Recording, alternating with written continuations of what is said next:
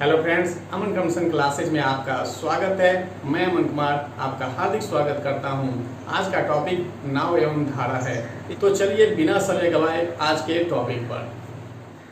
Question number 16 कहता है एक नाव धारा के विपरीत 30 किलोमीटर और धारा की दिशा में 44 किलोमीटर दूरी तय करता है और तय करने में टोटल कितना समय लिया तो 10 घंटा। कहता यही नाव उसी चाल से धारा के विपरीत 40 किलोमीटर और धारा की दिशा में 55 किलोमीटर दूरी तय करने में 13 घंटा ले लिए।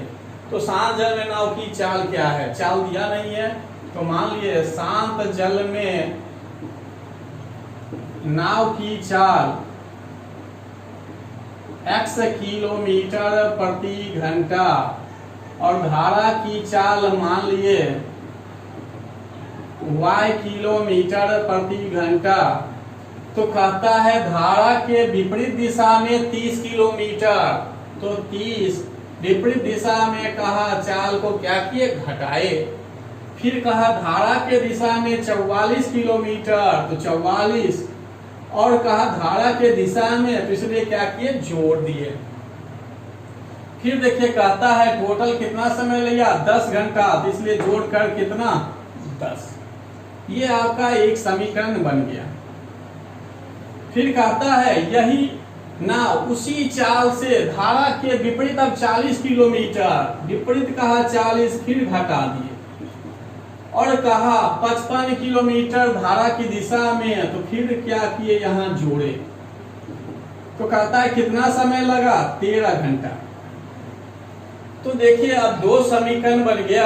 आप इस समीकरण को अब सॉल्व करिएगा और नहीं तो यहां से भी आप सोचिएगा तो थोड़ा सॉल्व हो सकता है।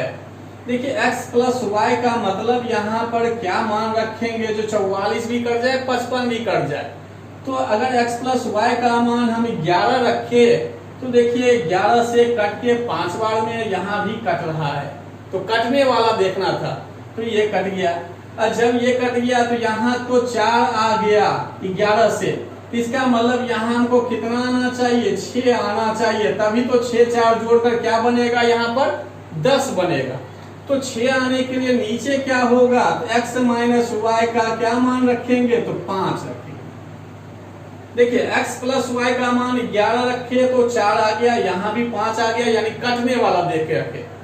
जब ये 4 है तो इसका मतलब है ये 6 होगा तभी 10 होगा और यहाँ पर 5 रखेंगे। देखिए ये 5 से भाग दीजिएगा 8, तो देखिए ये 8 होगा और ये भाग दीजिएगा तो क्या होगा 5, 8 5 13। तो देखिए बिल्कुल प्रूफ कर दिया।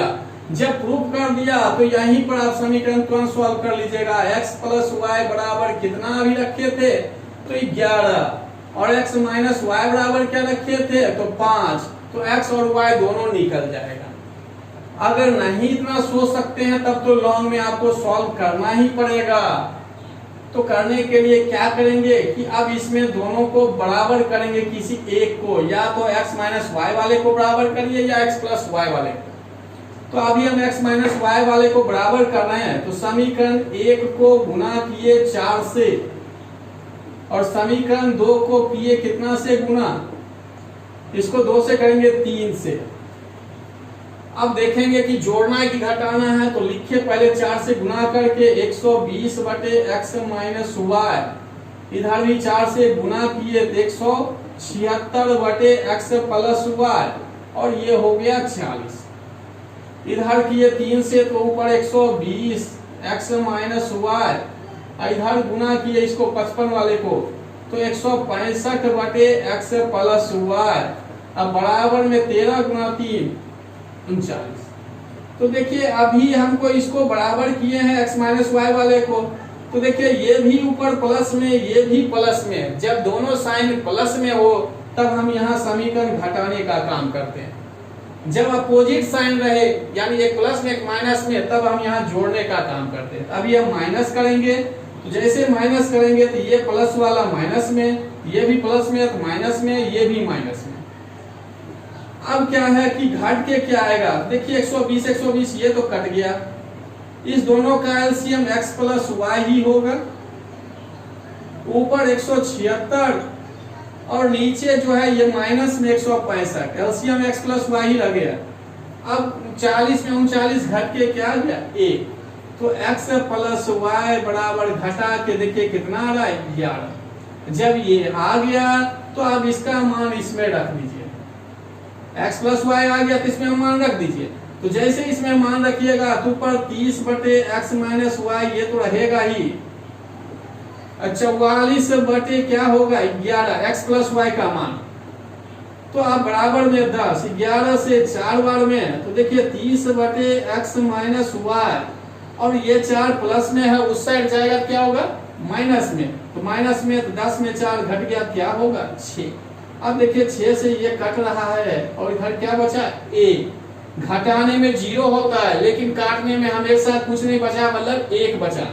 तो x माइनस वाई बराबर आ गया 5, x प्लस वाई बराबर 11। तो अब आप सॉल्व कर लीजिए तो देखिए x कट मतलब y कट जाएगा तो 16, तो x बराबर क्या आ गया 8। अब देखिए कौन सा ऑप्शन है तो बी। तो शॉर्ट में देखिए कितना आसानी से बन गया, लॉन्ग में करने के लिए कितना लंबा हो गया। तो इस तरफ से क्वेश्चन आपका बी वाले भाग में भी एक क्वेश्चन है वो आप खुद बनाएंगे। क्वेश्चन नंबर 21 कहता है एक तैराक शांत जल में 5 किलोमीटर प्रति घंटा की चाल से तैर सकता है और धारा का वेग भी दे दिया। तो शांत जल में तैराक की चाल दिया हुआ है कितना, तो 5 किलोमीटर प्रति घंटा और धारा की चाल भी दिया हुआ है। तो कहता है क्या कि धारा का वेग जब इतना है तो इस तैराक को एक स्थान से दूसरे स्थान तक जाने, एक स्थान से दूसरे स्थान तक जाने, हो सकता है धारा की दिशा में भी जाए, हो सकता है विपरीत दिशा में भी। फिर कहता है प्रारंभिक बिंदु तक आने में, तो एक बार जा रहा है एक बार वापस आ रहा है, तो एक बार धारा की दिशा में होगा एक बार विपरीत दिशा में होगा। तो धारा की दिशा में जैसे होगा तो देखिए यहाँ दूरी दिया हुआ क्या है, तो यहाँ दूरी दिया हुआ नहीं है, तो हम दूरी मान लिए क्या है x किलोमीटर। तो चाल ये हो गया, दूरी ये है, तो हम क्वेश्चन सॉल्व कर सकते हैं क्या, तो समय बराबर दूरी बटे 4। तो दूरी बटे 4, तो दूरी क्या माने x, तो x। चाल जाने की दिशा यानी धारा के दिशा में हो तो चाल जुटेगा, तो जोड़ दीजिएगा 5 और 1 को, और वापस में विपरीत दिशा हुआ तो चाल क्या होगा घट जाएगा। तो कहता है इस तरह से कितना समय लग रहा है, 1 किलोमीटर तैराक को एक स्थान से दूसरे स्थान तक जाने में देखिए आने में टोटल लगा कितना 1 घंटा लगता है।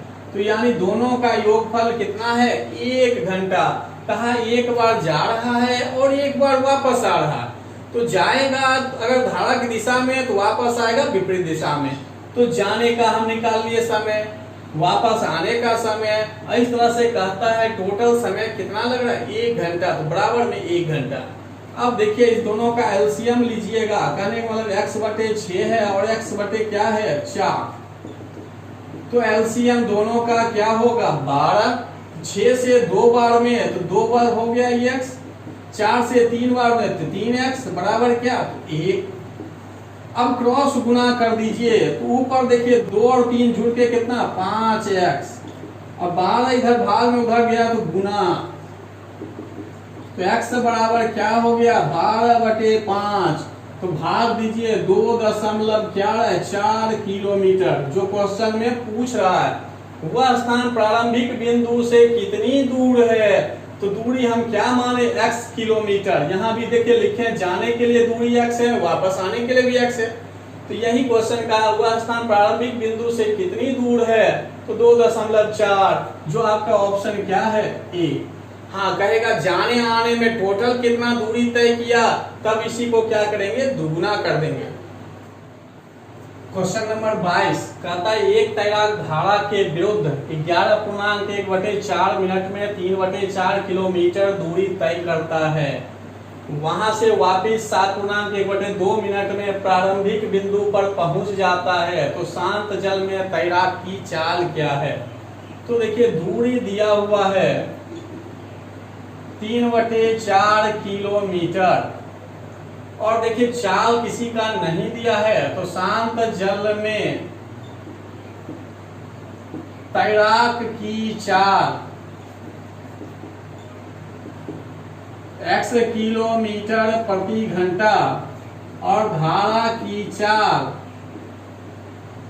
y किलोमीटर प्रति घंटा मान लिए। जब इतना मान लिए तब देखिए कहता है धारा के विरुद्ध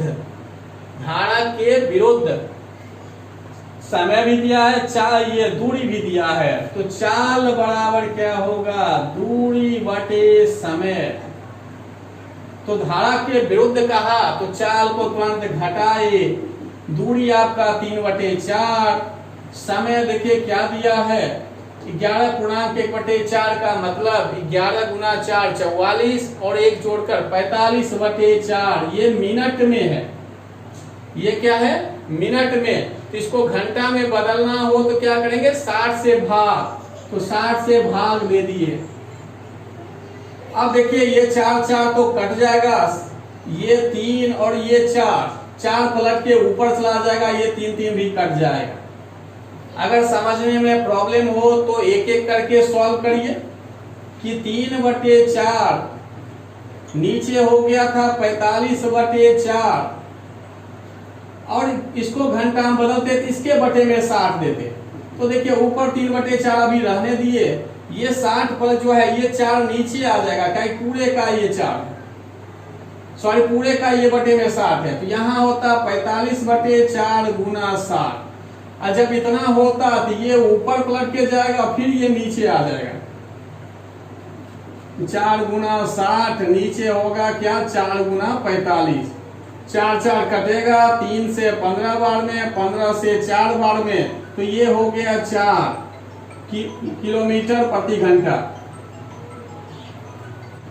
अब दूसरा का देखिए कंडीशन। अब ये तो हो गया धारा के विपरीत, तो धारा के दिशा में क्या होगा, x प्लस वाई, दूरी अभी भी सेम है 3/4, बस समय का अंतर है, 7 गुना 2 14, 15/2। इसको भी हम घंटा में बदल दिए तो बटे में क्या होगा 60, तो जैसे अभी सॉल्व किए सेम यहाँ पर लिख दिए।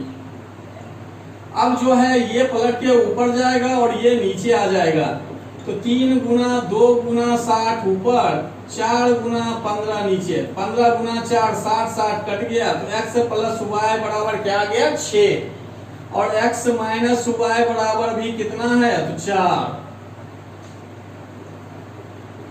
तो यहां से क्या होगा, ये दोनों y कटेगा तो 2x बराबर हो गया 10, तो x बराबर क्या होगा 5 किलोमीटर प्रति घंटा। तो देखिए यहाँ शांत जल में तैराक की ही पूछ रहा है, जो निकल गया आपका x माने थे देखिए शांत जल में, तो जो 5 किलोमीटर प्रति घंटा। 19b का देखिए दूसरा क्वेश्चन है, पहले तो 19a का बता रहे थे, अब 19b में है कुछ क्वेश्चन बताने वाला। तो देखिए कहता है नदी में एक व्यक्ति किसी निश्चित बिंदु से धारा के विपरीत d किलोमीटर दूरी तय करके वापिस उसी बिंदु पर 5 घंटे 15 मिनट में लौट जाती है, यानी जाने आने का समय दिया हुआ है। तो हम लिख देते हैं d किलोमीटर धारा की दिशा में, धारा के विपरीत दिशा में, धारा के विपरीत दिशा में लगा समय, और फिर लिख लिए d किलोमीटर धारा की दिशा में लगा समय। टोटल कितना दिया है तो 5 घंटा 15 मिनट। देखिए 5 घंटा 15 मिनट, 15 मिनट को क्या किए घंटा में बदल दिए, तो 60 से भाग, तो 1/4, ये हो गया आपका 21/4। क्वेश्चन में कहा किसी निश्चित बिंदु से धारा के विपरीत कितना, तो d किलोमीटर, तो देखिए लिखे d किलोमीटर धारा के विपरीत तय करके वापिस उसी बिंदु पर, जाने में जब विपरीत दिशा था तो आने में क्या होगा धारा की दिशा में होगा, और जितना गया वहीं पर फिर आ रहा है, यानी प्रारंभिक बिंदु पर आ रहा है, तो दूरी क्या होगा बराबर, ये d तो ये भी d। और कहा समय टोटल देखिए कितना लगा 5 घंटा 15 मिनट, तो 15 मिनट को भी घंटा में बदल दिए। फिर आगे बढ़े, कहता है वह धारा के विपरीत 2d किलोमीटर की दूरी 7 घंटे में तो कहता है यही 2d किलोमीटर दूरी धारा की दिशा में कितना देर में तय करेगी। देखिए कि अब जो है उसको दूरी को दुगुना किया तो तुरंत हम क्या किए, दोनों तरफ 2 से गुना कर दिए।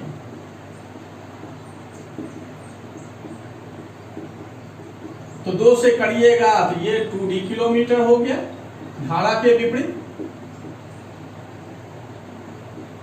और ये हो गया 2d किलोमीटर धारा की दिशा में।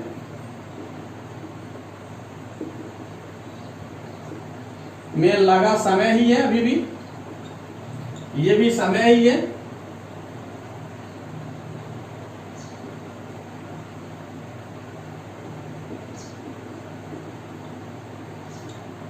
तो यहां पर भी देखिए 2 से गुना हो गया, कट गया 21/2।